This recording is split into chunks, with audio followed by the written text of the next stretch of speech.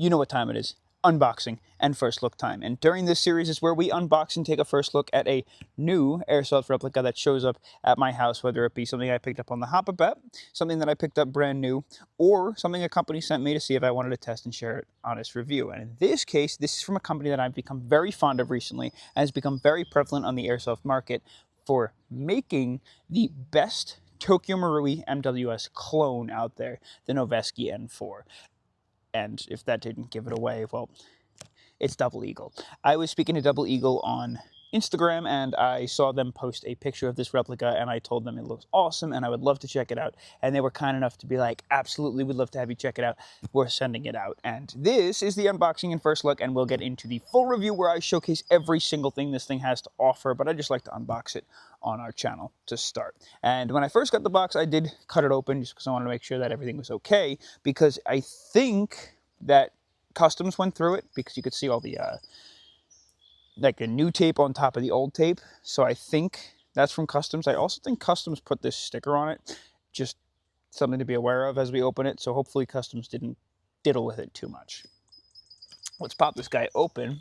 I'm not going to tell you what it is yet, and I'm really happy that the box doesn't tell you what it is on it either. No, it doesn't. So we can get like a cool, authentic money shot when we pop this thing open. But I was really excited to take a look at this platform because from my understanding, I am familiar with the real steel market, but like not 100%. I do not believe that this exists as a real steel platform at all yet. I think this is specifically an Airsoft model that just looks cool. And where I love the real steel, I love the LARP of Airsoft, and that's why I tend to prioritize going for things that are realistic, unlike some of the things we checked out recently, like the Vorsk VMP1 or the VMP2 that just recently popped up on the market. That doesn't mean I don't like innovation. It just means that like it has to look good too. And certain replicas they do it with and they don't look good, and then other times they do it with and they do look good. And when I saw the pictures of this, I really liked the way it looked. So we're going to pop this guy open. It looks like it opens this way.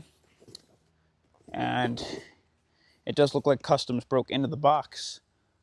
They cut it, so hopefully there's no scratches. Thanks a lot. Oh, I guess you can see it.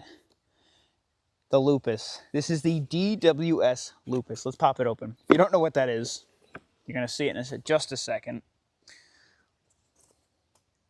All right. All right. So it looks like we got the black variant.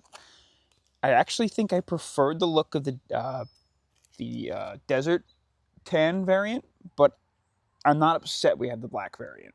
So this is the Lupus, and I believe it's MWS compatible. It is such an odd looking replica. It's got like AR/AK/SCAR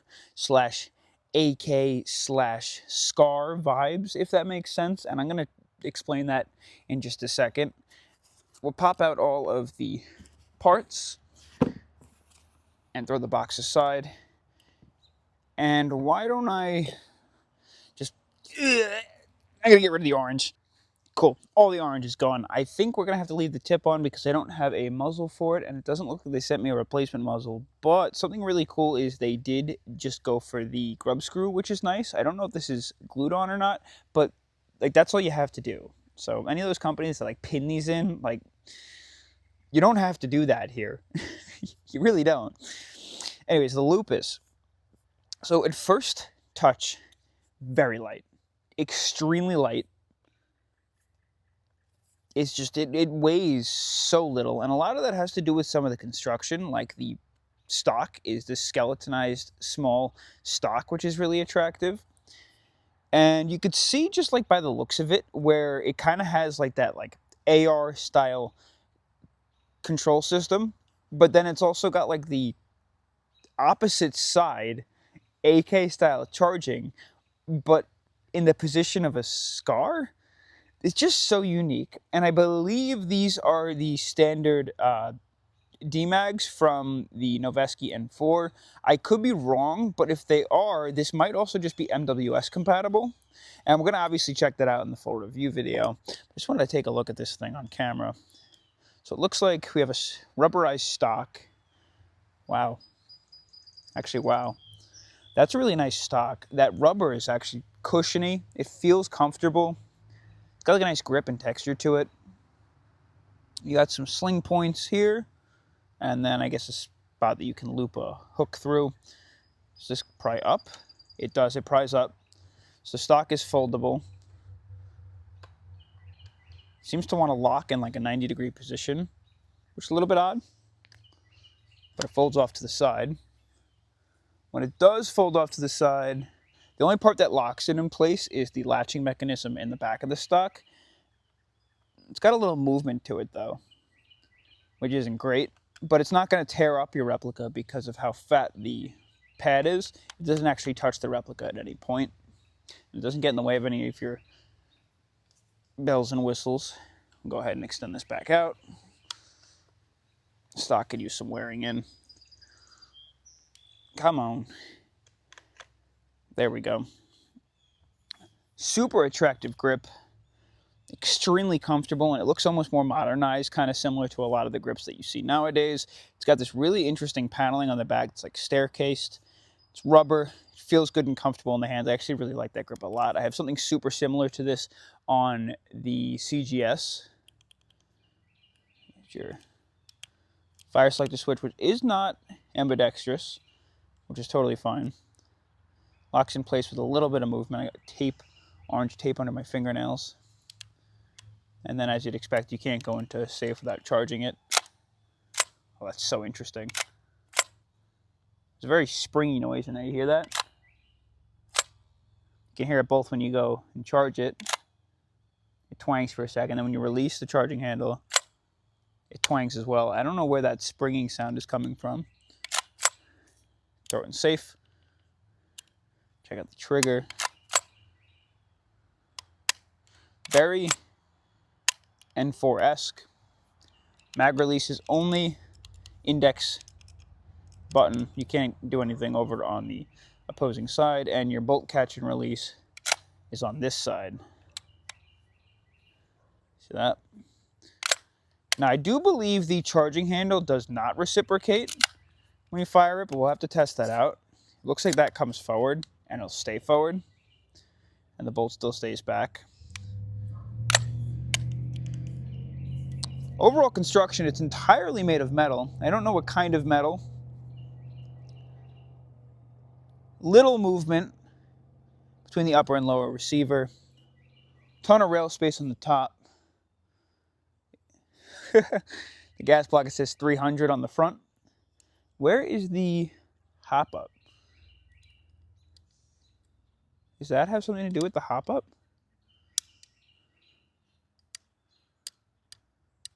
This might have something to do with the hop-up. I'm going to have to check out the manual in a second. Tons of M-lock on the bottom and on the sides. Got this fun little handguard here. Super comfortable to hold. Why don't we see if we can't get it to fire? Mag, there should be no gas in here. Oh, there is gas in here. Huh. Interesting. Okay.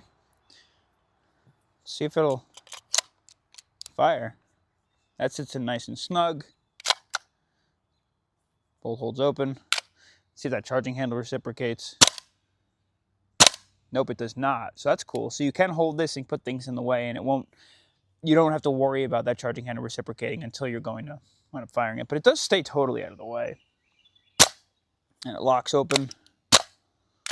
It's definitely low on gas. Why don't we throw a little propane in here? Got the Jaeger Precision adapter. I think the bottom, the fill valve's on the base. That's weird. You see the fill valve? It's almost like angled that way. Is that how it's supposed to sit in? I guess it is supposed to sit in that way. Never noticed that. I don't know if that's how these all are.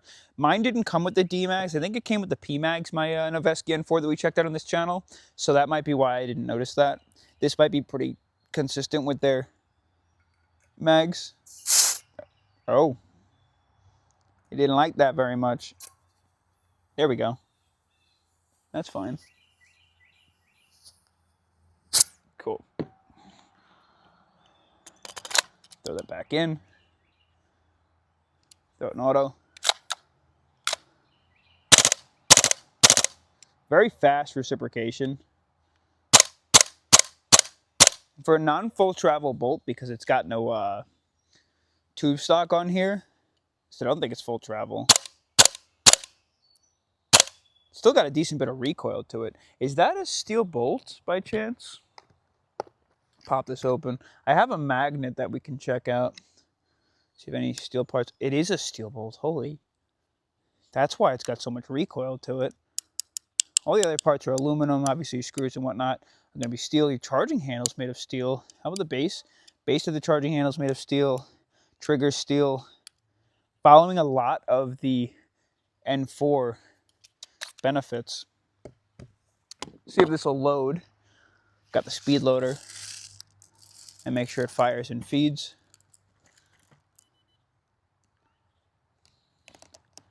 I don't think these mags will have a problem at all. They feed so easily.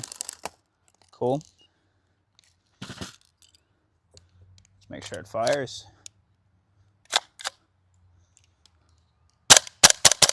No problem. That feeds. We didn't finish that mag. We ran out of gas.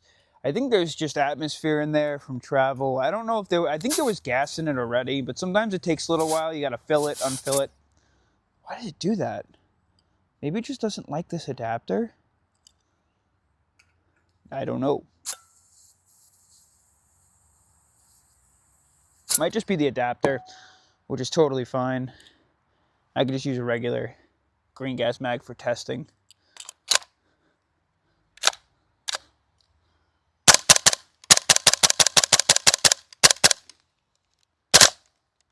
We did lock open. There's a lot of residue on the inside there. Oh, wait, hold on. Found the hop up. There's your wheel. See that guy right in there? And this cavity here is just so large, you shouldn't have any problems at all getting in there.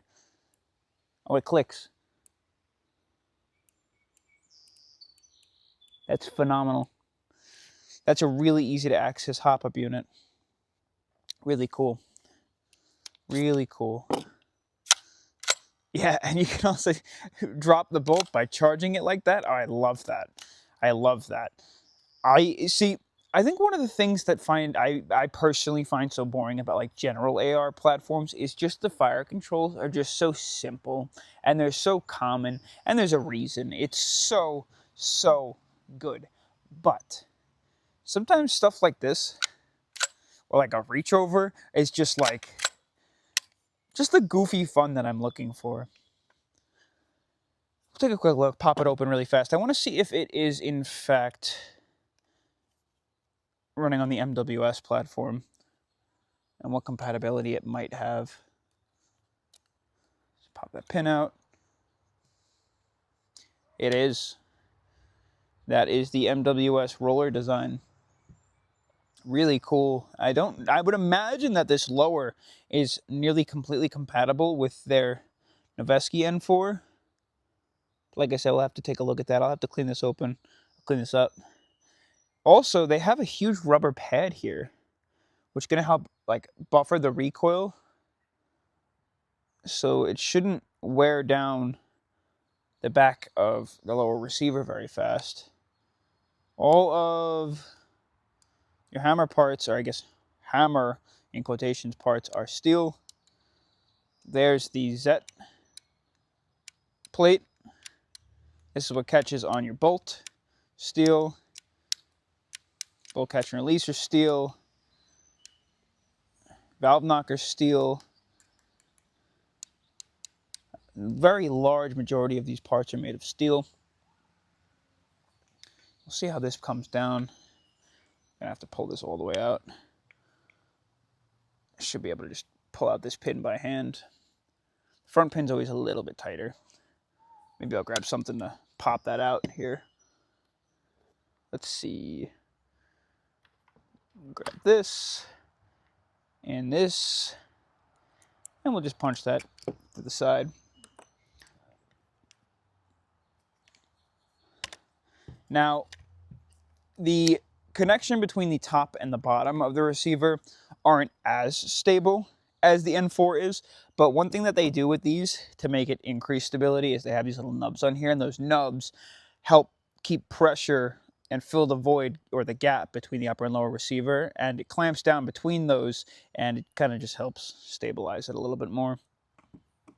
So the bolt carrier group just slides out the back. Whoa, okay, hello. Very interesting. That must be why the bolt feels smooth. It's got these rollers that sit in the grooves of the upper receiver. Definitely a bunch of factory goop I got to get off of here. Really cool. And where'd that magnet go? Like I said, we're dealing with a steel bolt system. So that recoil is higher than you would imagine. I don't know how to explain it to you, but the guide rod is not steel. Fascinating. Fascinating.